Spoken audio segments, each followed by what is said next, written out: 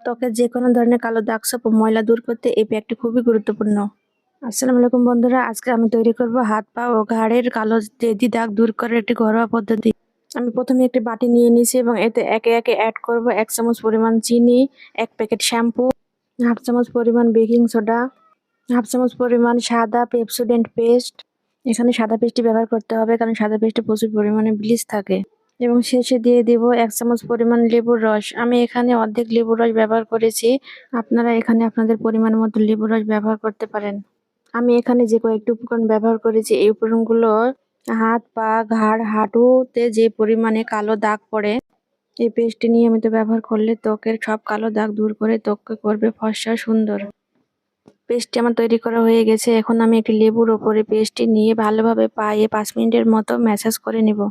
যেহেতু আমি এখানে যে কটি উপকরণ ব্যবহার করেছি সবকিছুই ব্লিচিং এর কাজ করে, তাই হাত ও পা যাতে শুষ্ক না হয়ে যায়, তাই আমি এখানে অ্যালোভেরা জেল ব্যবহার করেছি। কিছুক্ষণ সময় নিয়ে অ্যালোভেরা জেলটি ম্যাসাজ করার পরে এই তো আমার পায়ের ফাইনাল লুক।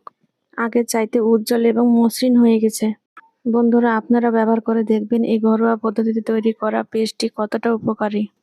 আজকে এ পর্যন্তই। সবাই ভালো থাকবেন, সুস্থ থাকবেন। আল্লাহ হাফেজ।